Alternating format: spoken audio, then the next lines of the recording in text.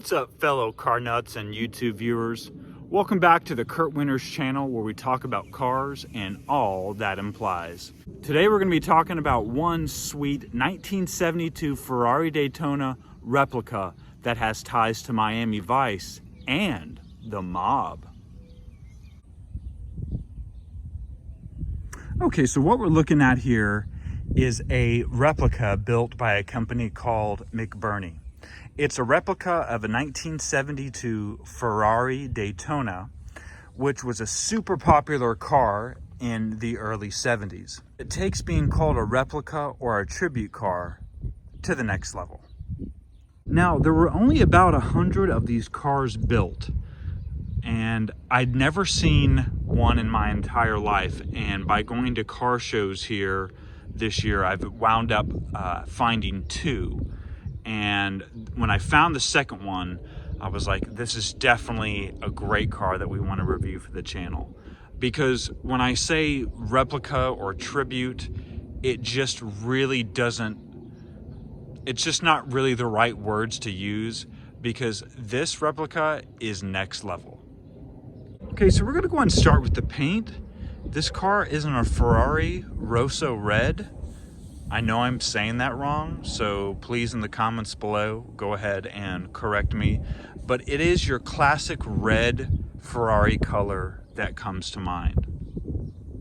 Now, one thing that's very interesting about this particular car was one just like it was used on the television show Miami Vice. It was driven by the lead character, Don Johnson, for the first 2 seasons, and in the final season it was blown up on camera in a very dramatic fashion. Now, we'll talk about why the television show decided to blow up its car at the end of that second season, because it really is a great story. So now that we've got a chance to check out the paint and the body, let's go look at this interior. The owner also took his time to put everything back correct, and it turned out really, really well.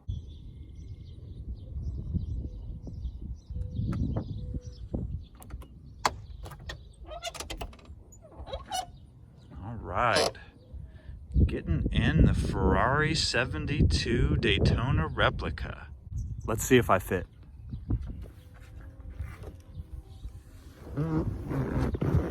Okay.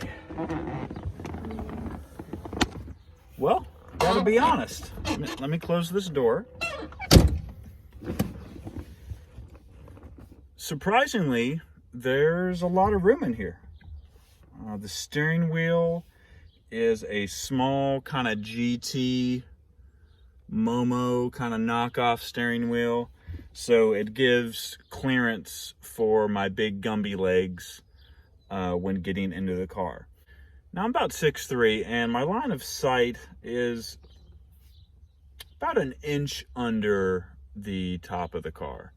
So even if you're a tall, kind of bigger guy, I don't see you having much trouble getting in and out or really seeing out of the car. It's very comfortable.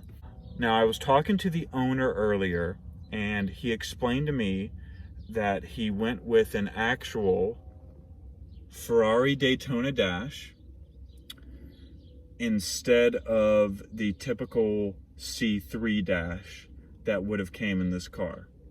Replicas were built on a C2 Corvette chassis, essentially taking a brand new C2, stripping the body panels off, replacing all of those, and then adapting or not adapting the interior to match an actual Ferrari Daytona. Now, this blew my mind, because I'm thinking to myself, there's like a million different copyright infringement laws that have got to be broken here, right?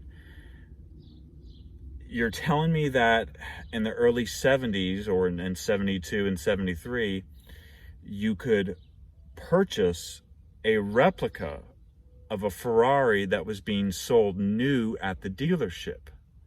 There's no way that could happen today. The lawyers would all have conniption fits and they would get sued. which is what eventually happened. So kind of digging into the lore of why this car is so special, during the second season of filming of Miami Vice, Ferrari's lawsuit was in full swing, and the television studios actually had to blow up the car on camera. And at that point, he started driving a Ferrari Testarossa. But more to come on that in a little bit. We're about to start up our 1972 Ferrari Daytona replica based on a C3 Corvette chassis. Let's hear how it sounds.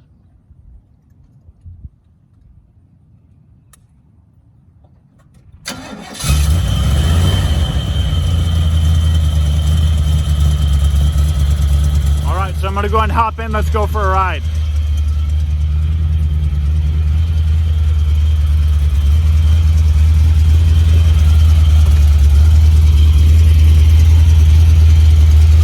This is going to be a blast.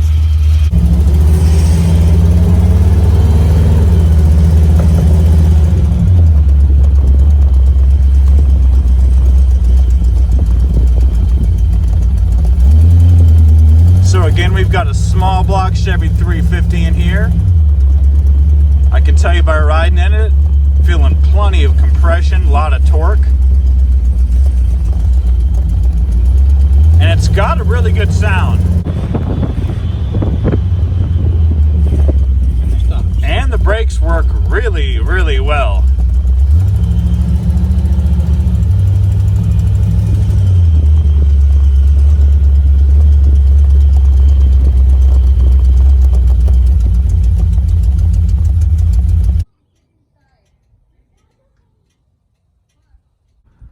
All right, so I'm here with Ron, and he's going to tell us about his 1972 Daytona Spyder replica by McBurnie. I bought the car about 4.5 years ago. It's got Russo red, which is the original Ferrari red paint job. Paint is overall in pretty good condition. It does have some small dings from road rash. But overall, paint is very nice. It has good luster to it. The interior is an exact copy of the Ferrari Daytona interior. I used the Connolly leather and the Wilton wool from England to do the interior. It has all the stripes in it that the original Ferrari Daytona had in it. Each one of these little pieces is unbelievably expensive, and there's about 60 of them in the two seats.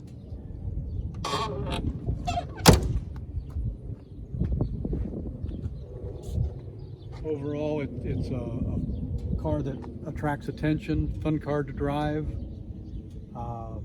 and if something mechanically were to go wrong with it, being built on a C3 Corvette rather than on a Ferrari, you can buy parts at AutoZone and not break the bank.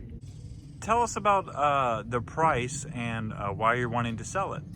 Okay, I'm asking $39,000 or best reasonable offer. I'm selling it because I have two. I found another one that I liked better than this one, and my wife told me, okay, you can buy the other one if you'll sell the red one. So I'm selling the red one.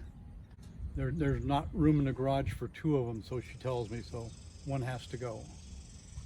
All right, so I'm hanging out with Ron here, the owner of the Ferrari Daytona Spyder, and he knows way more about the history of the car than I do. So he's gonna go ahead and give us even more background on what was going on around the time they were building the car, what happened on the show Miami Vice, and what ultimately happened to those remaining chassis. When Miami Vice hit the air, Ferrari saw the program and said, whoa, wait a minute, that's not a Ferrari. So they sued both the production company and the manufacturer, McBurnie, because of infringement. And in the second season, on film, towards the end of the season, they blew up one of the black Daytonas so that people would see that it was destroyed. and Ferrari gave the production company 2 brand new white Testarossas, entirely different body style and white instead of black, so there was no confusion about them being the same car.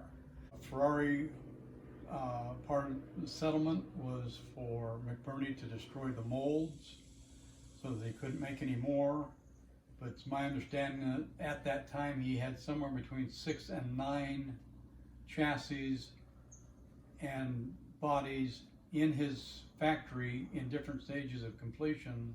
Now, before we talk about what happened to those remaining cars, you brought up a good point. This really wasn't a money grab for Ferrari.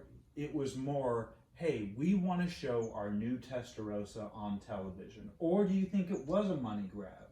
I think it was just a Ferrari protection of their... So more of an material. ego thing.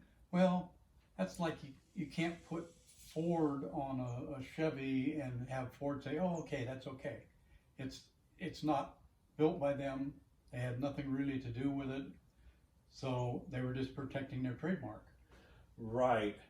And I guess kind of deducing from how that turned out, if Ferrari was willing to give the TV show 2 brand new white Testarossas, They wanted to stay in the public's eye. in the public's eye, and there must have been some communication and at least a decent relationship that was going on towards the end of the suit, because Ferrari could have said, screw you, you're not using any of my cars, you've been using a replica for 2 years when you're not even using, and I'm not getting anything out of it. So that kind of tells me that there must have been some kind of communication, or at least some coming together or meeting of minds as far as giving them that white Testarossa. And I like how you brought up that it was white, because Don Johnson, he drove a black one in the TV show, is that right? The original Daytona replicas were both black, yes.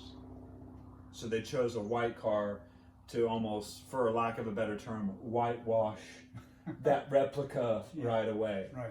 Okay, so... And by having the white ones in the future programs, he continued to give Ferrari advertising. Free advertising. Yes. Wow. If you're watching out there and you know what happened to those 2 white Ferrari Testarossas after the show was over, please drop a comment below because I would love to know what happened. So Ferrari puts the real cars in the TV show, but McBurnie has parts and chassis and cars left over, is that right? He had several of them on the production line when the suit was settled. Because he had paying customers. And at the time, there's also a rumor going around that even Wayne Newton bought one. And we have that car on the premises. So you're going to get a chance to see it. So just hold your horses. So McBurnie's done with the lawsuit, and he's got these chassis laying around. And what happened to them? From what I understand, there were 6 to 9 of them in production, and Ferrari was going to allow them to continue building them, but they couldn't make any more. And about 6 weeks after the lawsuit was settled, there was an arson fire that Really? wiped out everything in the McBurnie factory. So the whole factory burned to the ground. It burnt up pretty badly, yes. Wow. Now, who did the arson fire? Who knows? But I'm not going to cast aspersions on anybody. Well, although not a conspiracy theory, there's really only 2 ways it could have gone. Either McBurnie realized that he was in over his head, possibly financially. He may have been having some type of crisis going on in his life. There are very few successful replica and kit car companies that can last decades and decades. It's usually a labor of love by the owner when building that car. So that's kind of our first theory. Is I think he could have burnt the building down himself to collect on the insurance money. I know that's floating around YouTube. Now, Ron, who is in witness protection, oh shit, I shouldn't have said that. You gonna give my address too? No, I won't give the address out. But there is a theory going around that the mafia from Italy, which we know Ferraris come from, had their toes just a little bit stepped on, and they weren't really happy with a TV show, A, using a fake Ferrari, and then B, how it kind of turned out to where they kept using the Ferraris. Or possibly McBurnie owed the mafia money. So there's several conspiracy theories that are kind of going around. We don't really know for sure what happened. And do we know what happened to McBurnie after the fire? Did he go on to produce any other cars? He did go on to produce some other cars, yes. If I remember rightly, he produced a Porsche Spyder. Okay, so you've been hanging around this long, and I'm sure you're ready to see Wayne Newton's car. Let's check it out.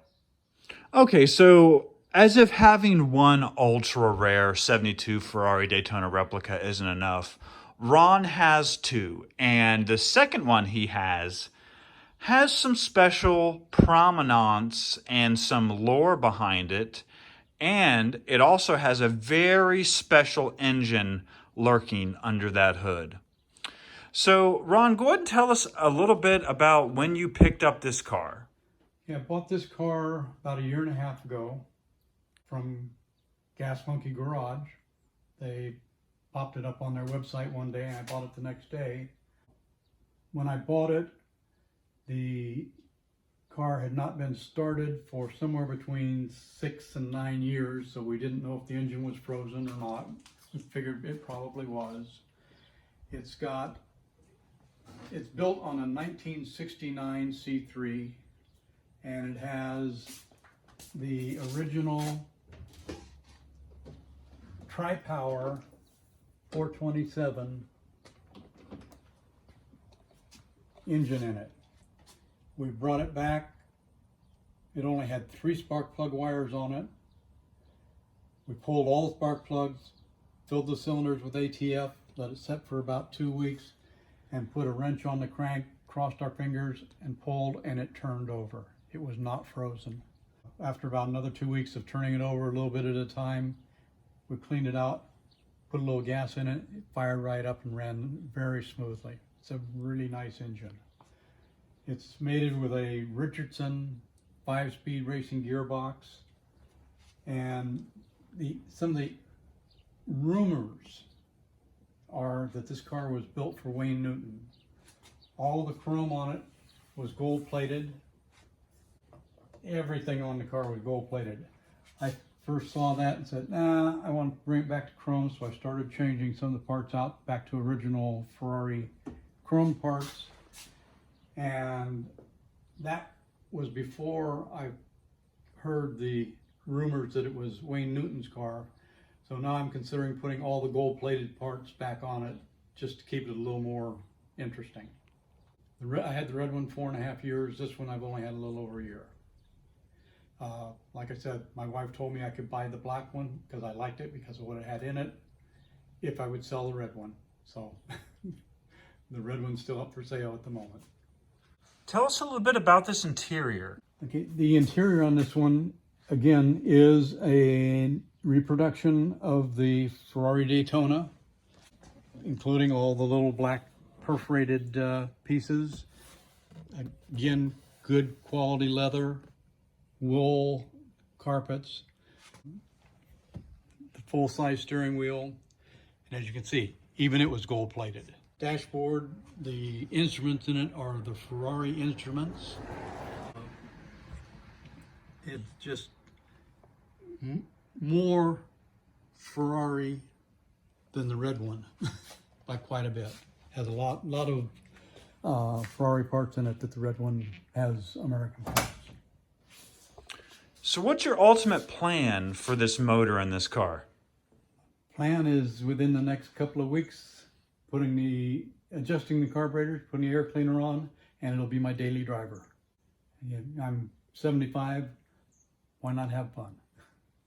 So once the motor is completely sorted, it should be making around 400 horsepower? Yeah, From the factory says 400 horses with the tri-power and the 427.